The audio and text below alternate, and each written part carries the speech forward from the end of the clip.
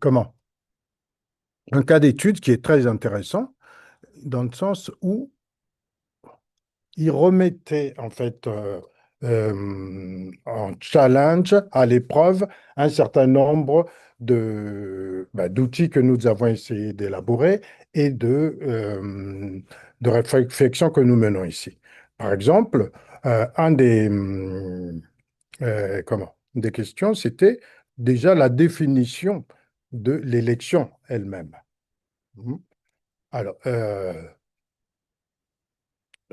donc celui qui a présenté allait presque dans l'idée qu'il n'y avait plus, on dirait, d'élection hein, là-bas. Mhm.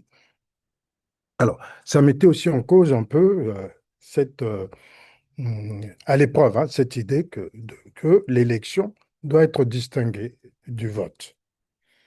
Alors, l'hypothèse que moi je développais, qui est toujours de dire que l'élection, c'est cette procédure par laquelle une totalité sélectionne en son sein hein, une personne qui va la présentifier comme totalité politique.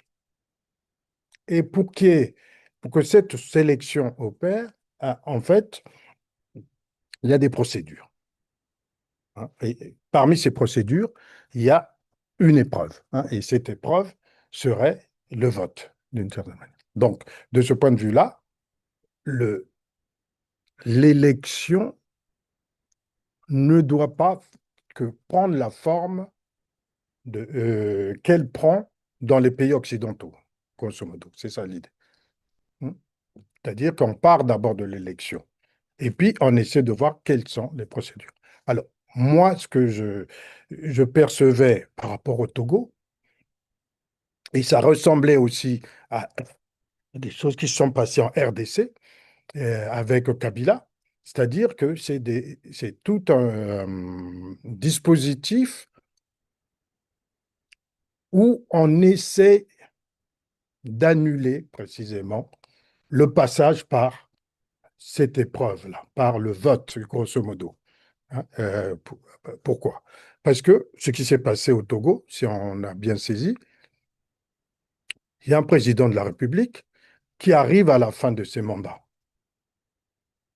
Il arrive à la fin de ses mandats et de manière, je dirais pas, si je dis autoritaire, et ça va vous troubler, hein, mais disons de manière presque totalitaire pour essayer de distinguer, de différencier, va mettre en place tout un système de sélection qui va le renommer lui, le requalifier lui comme président du Conseil en donnant l'illusion que quelque part, il y a un président de la République qui serait, en fait, alors qu'on sait que tout est concentré maintenant au niveau de la présidence du Conseil.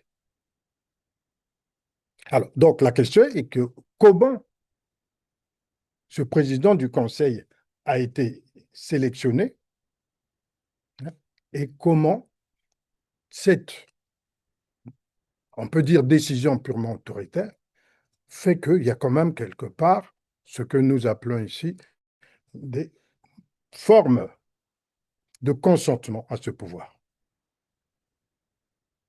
Comment on peut consentir là-dessus? Puisque notre hypothèse, c'est au niveau de ces formes de consentement. Je ne sais pas si ce que je suis en train de dire est clair pour vous. Hein. Donc, l'idée, c'est de se dire qu'il s'est passé quelque chose comment, au, au Togo où on a joué sur la forme elle-même de la procédure de sélection. Hein. On n'a plus joué la forme habituelle, mais on a joué. Mais il y a quand même des procédures de sélection. Et c'est ces procédures de sélection que je proposais donc d'appeler une élection. Alors, alors donc, voilà, on peut dire En fait, excusez-moi, j'ai un problème de... Ça m'arrive souvent de problème de souffle. Donc, on peut dire que là, on a l'impression qu'il décide tout seul. Hein. On a l'impression qu'il décide tout seul. Et je suis en train de dire, quelque part, en fait, c'est la société qui sélectionne. C'est la totalité qui sélectionne. Je ne sais pas si vous voyez ce que... Hein. Ça veut dire qu'en fait,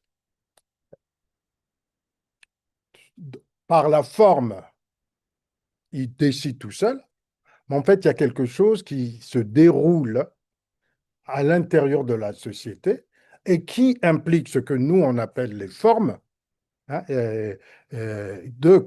formes euh, d'adhésion, formes de consentement. En fait, c'est là-dessus que ça repose. Hein. Donc, on a dit qu'il y a des formes qui sont d'ordre politique et des formes qui sont d'ordre social. D'accord? Alors, donc, c'est un peu autour de ça que, bon, je me suis dit, quand Pietro m'a dit, bon, peut-être que vous avez quelque chose à dire pour meubler, donc c'est un peu autour de ça que j'aimerais bien peut-être essayer de meubler. Pietro, pour ça, attends, je veux, je sais pas si c'est, parce que je préfère. Dans ce cas, la distinction, professeur, c'est que le consentement il va s'appliquer à des décisions prises par d'autres, par les gens qui ont voté par les élus qui ont choisi, qui ont nommé le président du conseil. On y revient tout à l'heure. Pietro, s'il te plaît, je crois que c'est toi qui es Oui, le, l'administrateur. Tu peux enregistrer comme ça. si, Et- je suis en train d'enregistrer déjà, hein. ah, ok. Alors, Oui. donc, j'ai sorti. Alors, et puis, ah, merde. Je vais faire partage. Oh, Si vous voulez partager l'écran, attendez, je vais vous mettre en co-présentateur. Voilà. alors, donc, ok. Alors, donc, je vais partir un peu du début. Alors, donc, tout conduite socialisée quelque part, hein, et c'est ce que c'est à cette idée qu'on revient, c'était puisque ça se conforme à ces formes de consentement, d'obéissance, hein, donc on peut dire que ces conduites socialisées, c'est des manières hein, de prendre forme au fait, pardon, de prendre part au fait de gouverner, comme on a dit dès le début. Hein. C'est-à-dire que puisque on obéit tout le temps selon les formes, hein, parce qu'ils sont plus vieux, parce qu'ils sont plus riches, parce qu'ils sont plus... là, là, là, là. Hein. Et en même temps, on a dit que ces conduites sont des manières de prendre part au fait de gouverner. C'est-à-dire au fait que gouverner ici, dans le sens où c'est au fait que la société puisse continuer comment, à fonctionner de manière ordonnée. Hein. Donc, toute conduite socialisée, quelque part, renvoie à ça. Hein. Et donc, à cette manière de prendre part au fait de gouverner. Et c'est précisément par ça que la société se reproduit. Hein, et se reproduit de manière plus ou moins comme allant de soi, comme de manière évidente. Et puis, ce que j'avais dit, si vous vous souvenez au début, hein, c'est la composition de toutes ces formes que j'avais dites immanentes de gouvernement social, c'est-à-dire toutes ces formes immanentes, hein, des manières immanentes de consentir, hein, c'est leur composition hein, qui assure la reproduction sociale de la société. Ça, c'est ce qui se passe au niveau donc, du social. Or, ce que j'avais dit aussi, c'est qu'au niveau politique, on se conduit aussi de la même manière. de manière socialisée. C'est-à-dire que là aussi, on n'y prend pas au fait de gouverner. Mais ici, on n'y prend pas au fait de gouverner, mais dans sa dimension politique. Hein. Donc, des deux côtés, il y a ce fait de gouverner. Hein. Mais ici, on prend part au fait de gouverner, c'est-à-dire au niveau de la présentification de la totalité politique. Alors, donc, mais quand on le fait, mais on le fait aussi à partir des formes de consentement qui sont, elles aussi, conditions de la reproduction. Bon, mais alors, ce qui me semble important de dire, c'est en fait, comme vous avez, comme j'avais dit au début, en fait, à ce niveau-ci, qu'est-ce qui se passe? C'est que les formes qui renvoient aux politiques ne sont pas les mêmes que les formes qui sont au niveau social. Donc, les formes qui renvoient aux politiques, quelque part, sont de deux natures. La première nature, c'est que la forme qui renvoie aux politiques, hein, la première caractéristique, c'est que c'est une forme vide, que j'avais dite, qui est la forme qui résulte d'une épreuve. On est qualifié par une épreuve. À partir de cette épreuve, on devient, c'est cette épreuve qui donne, en fait, qui justifie qu'on obéisse à cette personne. Je ne sais pas si. Alors, je dis de manière un peu triviale. Macron était comme tout le monde. OK? Du jour au lendemain, Macron, après le vote, il a tant de pourcents de voix. Du jour au lendemain, Macron n'est plus comme tout le monde. Donc Macron est sorti de vainqueur de cette épreuve-là, qui est le vote. Alors, donc, du fait qu'il faille sortir vainqueur d'une épreuve, d'abord pour être qualifié, si on obéit, c'est d'abord parce qu'il est sorti vainqueur de cette épreuve. Donc ici, euh, comment il s'appelle euh, Faure, le président togolais, hein, pour être obéi, pour que la totalité lui obéisse, faut qu'il sorte vainqueur d'une épreuve. Hein. Cette épreuve qui remet en cause, disons, la reproduction de la totalité politique.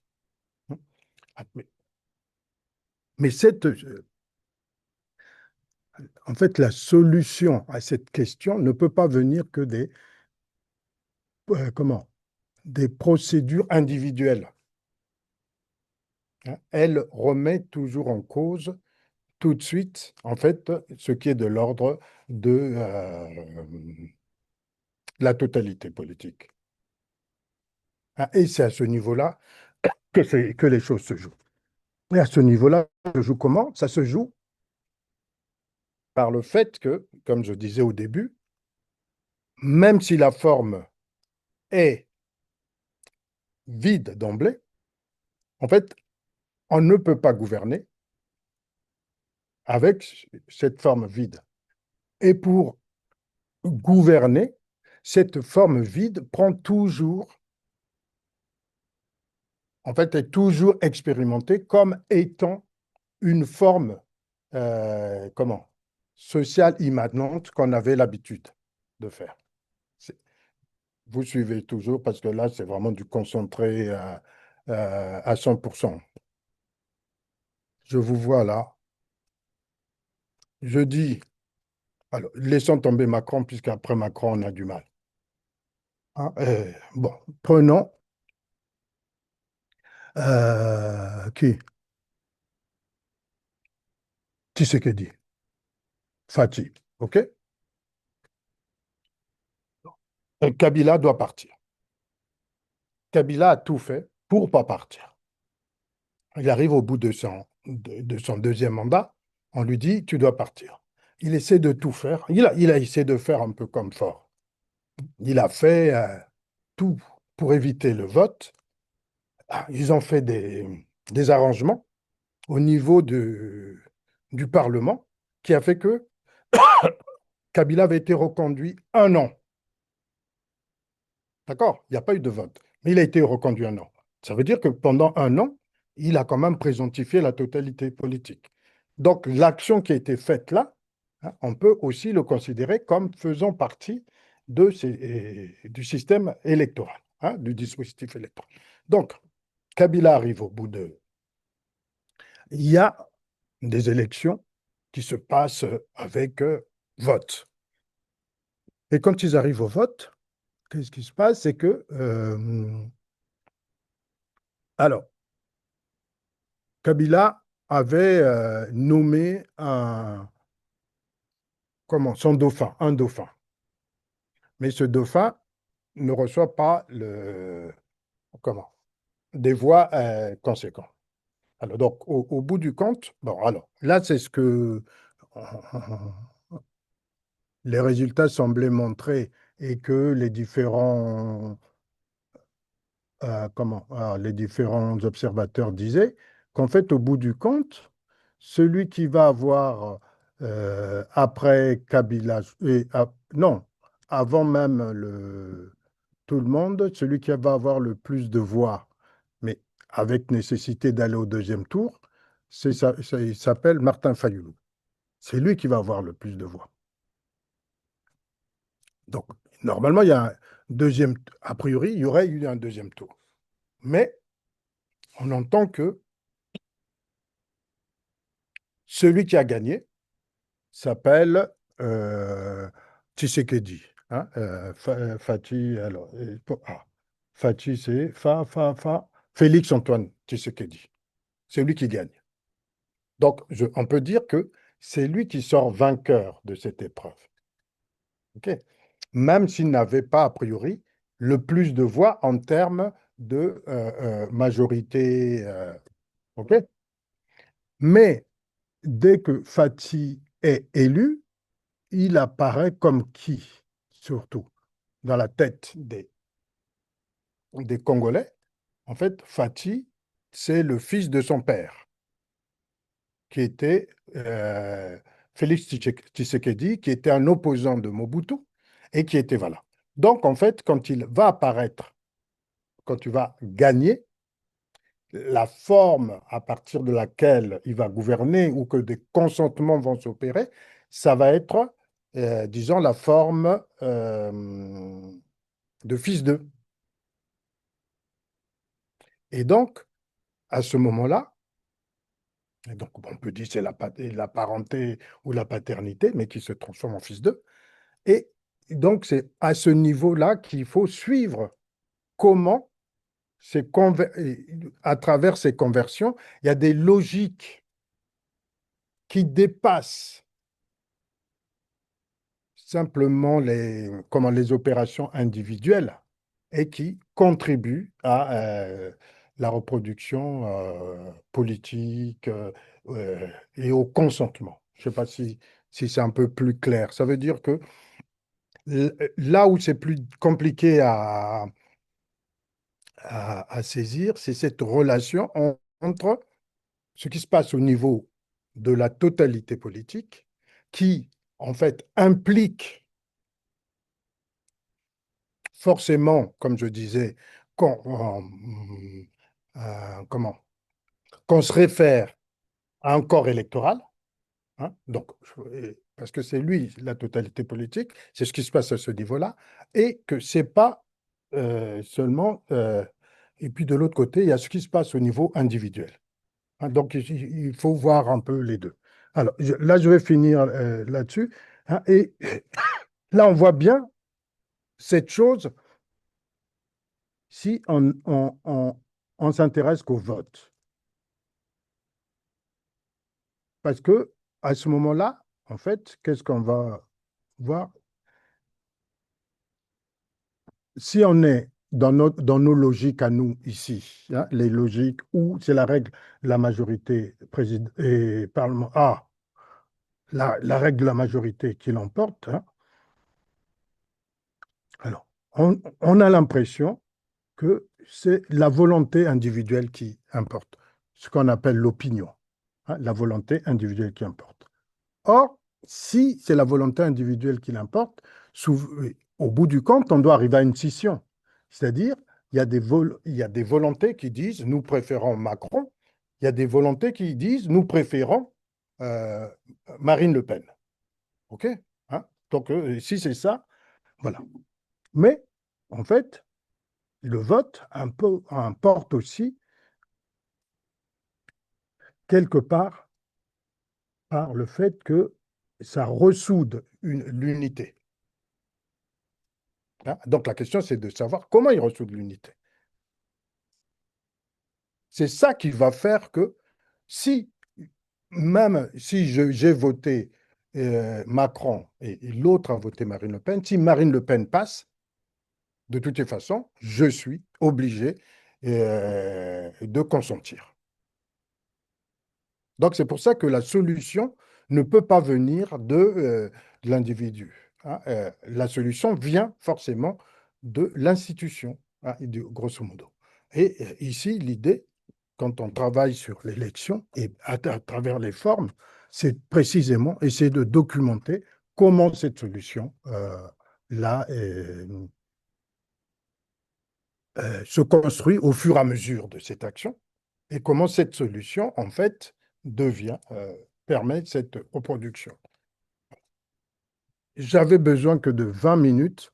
S'il y a des questions, je veux bien, mais les questions sont bienvenues parce que pour l'instant, c'est les réflexions vers lesquelles on, on tend, parce que c'est des questions qui peuvent nous permettre de ne pas tourner le dos au fait que, en fait, sinon, ça paraît toujours que très théorique, en fait. Hein. Oui, Vous avez dit, parler fort parce que je suis un peu sourd. euh, Oui, vous avez dit au début que il- la personne qui est sélectionnée, c'est parce qu'elle arrive à triompher d'une épreuve. hum, Donc, du coup, très souvent, l'épreuve, c'est une élection. hum. Mais c'est-à-dire, est-ce que ça peut être aussi autre chose, comme par exemple un d'État ou dans une monarchie, une succession, Oui, mais comme ça? c'est pour ça que, comme là, je disais élection, ça veut dire le coup d'État, le mode dynastique de désignation. Pour moi, ça, c'est, c'est ça qui fait l'élection, en fait. Ça veut dire que il faut désancrer l'élection du vote. Voilà.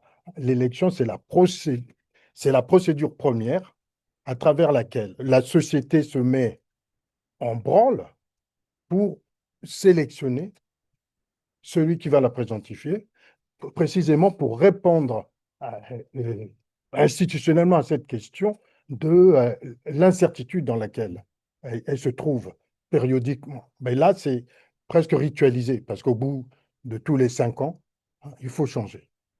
Alors que ça se passait avant à la mort du chef.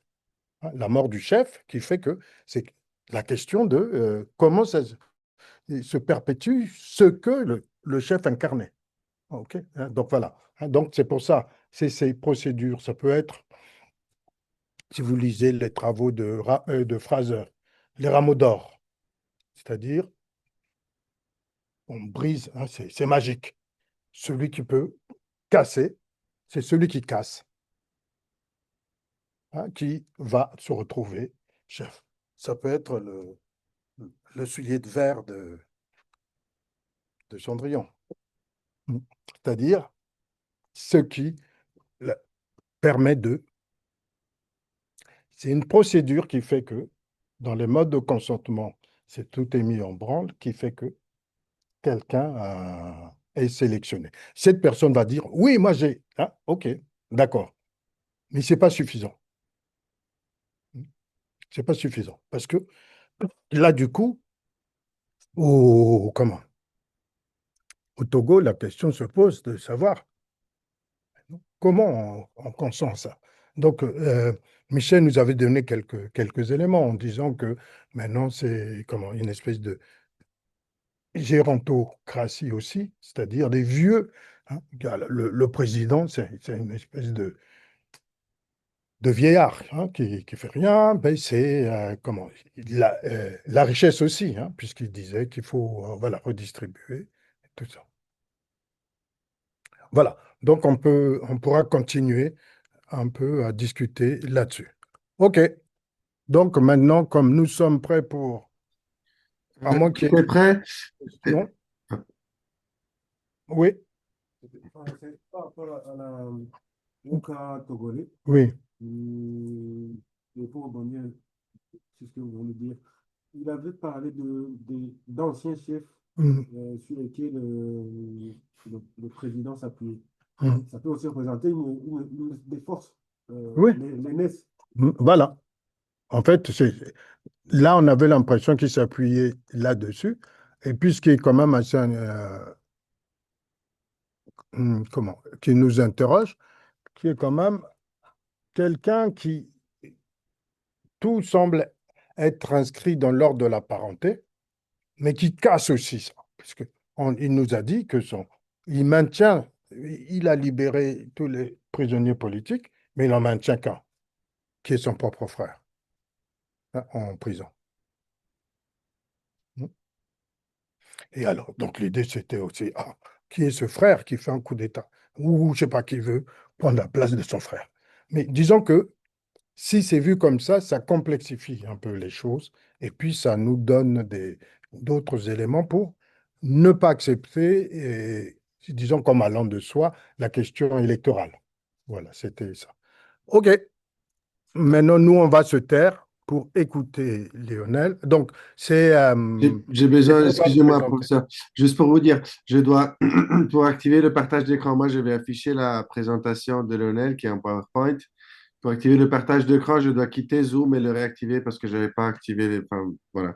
Du coup, je vais couper l'enregistrement et on va faire un enregistrement séparé pour sa Mais qu'est-ce que présentation. nous on fait? On reste là? Oui, restez là, juste restez OK. là. Mais ça va Donc, prendre c'est tout 30 simplement secondes. ce qu'il faut nous dire. Bon,